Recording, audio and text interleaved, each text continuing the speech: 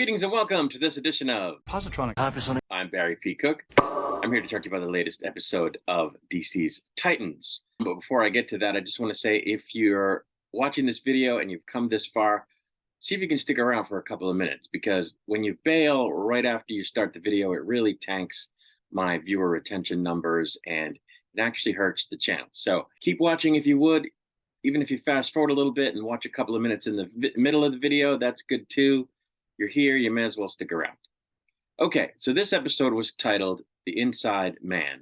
As it starts, there are 6 hours left to go in the blood moon, and Sebastian is being guarded, I guess you could say, by Raven, and he's relaying to her the details of a nightmare he's had all his life, and how he feels like his real life is now mirroring the nightmare.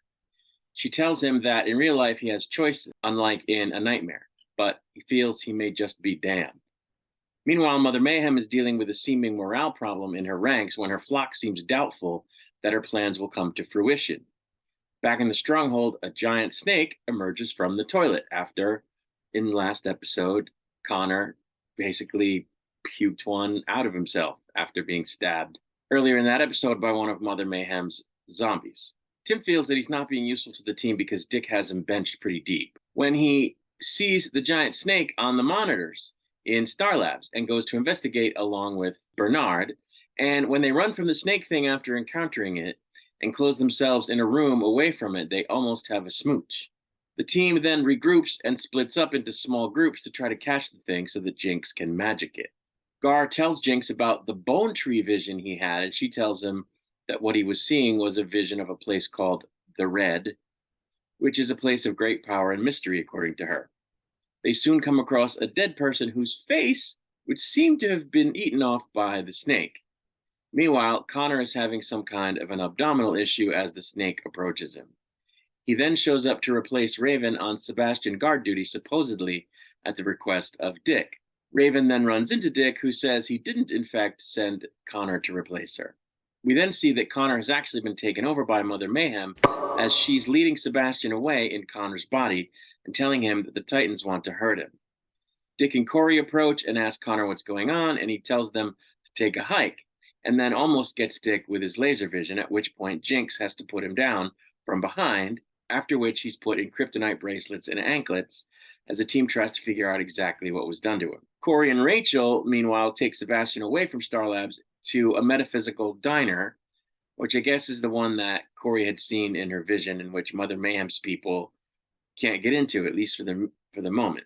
She does something with the jukebox, plays a song, and then once again runs into Zadira like before. Zadira explains that Sebastian's destiny is to become Brother Blood, and that he can't escape that destiny.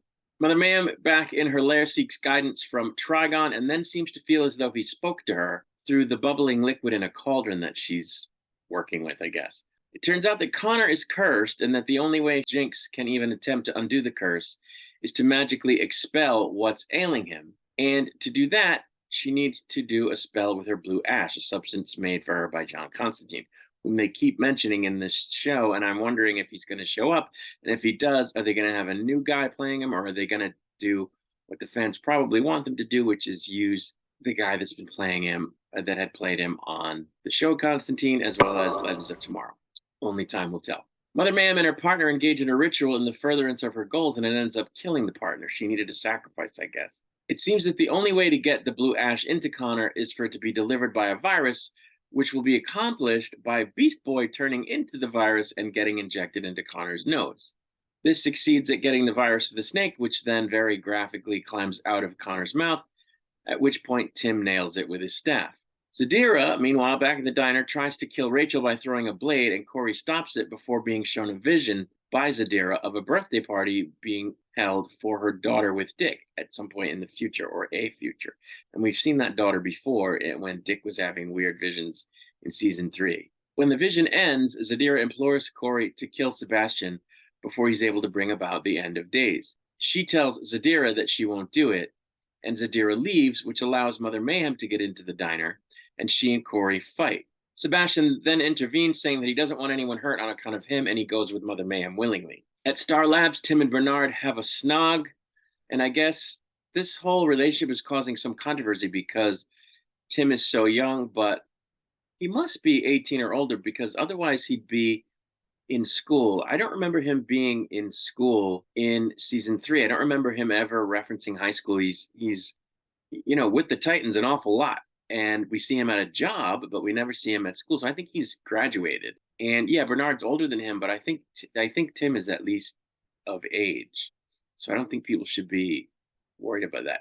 I really don't think HBO would make a show that has an illegal sexual relationship in it. I really don't think they would do that. So yeah, I think he's at least 18. Anyway, we then see that Gar was successfully able to turn back into his regular self after having become a microscopic virus, which is just bizarre. Right as the episode ends, Sebastian is taken to the temple where Mother Mayhem's acolytes celebrate his presence by chanting, "Brother Blood, Brother Blood." That's where the episode ends. I thought that this episode was better than last week's. Last week's episode was a giant nothing burger. This one at least had some nice moments between Rachel and Sebastian where, they kind of bond some more, and she offers him comfort and encouragement and tries to shore him up, where he's worried that he's, damned, as he was saying. And I thought it was just really cool because they are, after all, half siblings. And I thought the scene at the diner was cool where Coriander is sort of, I don't want to say tempted, but asked to kill him. And she doesn't give in to Zadira's sort of fear mongering, which she probably should have, because obviously he is going to become Brother Blood and they're going to have to fight him as Brother Blood, which is probably going to be more difficult than if they killed him now. But it was good to see her take the hero's path, because originally she came to Earth to kill Raven and ended up, not doing that. So this is sort of mirroring that in a way. And it's over the same situation. It's over Trigon. So that was cool. I think we're getting more of an understanding now of Mother Mayhem's plans and her rationale behind what she's doing, given that Sebastian is her son. So, you kind of feel for her a little bit. And, that's always cool when the characters aren't one dimensional. The one gripe I have about the show, this season at least, is that they're never showing, seemingly, never showing these characters in their costumes or using their powers. It's like watching an episode of Nancy Drew, which is an okay show, but like, this is the Titans. They're supposed to wear costumes. They're supposed to have superpowers. It's bad enough that Connor and Corey don't fly and that Raven doesn't fly. I think she can fly in the comics. And they never fly. And we got some laser vision this week, and we got a little bit of zappy zap from Corey. And when Jinx zaps Connor from behind, we don't even see it.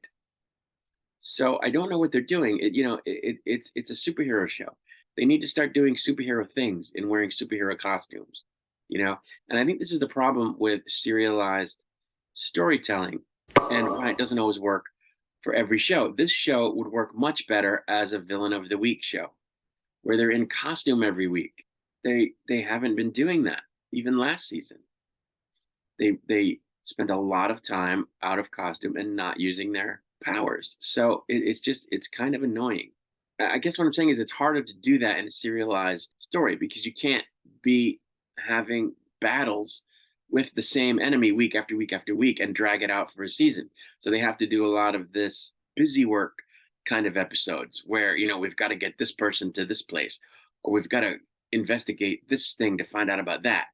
And they spend a lot of time doing that out of costume because they're trying to do a single story that would be ridiculous if they constantly had battle every week. You'd be like, really? They can't defeat this person after multiple battles?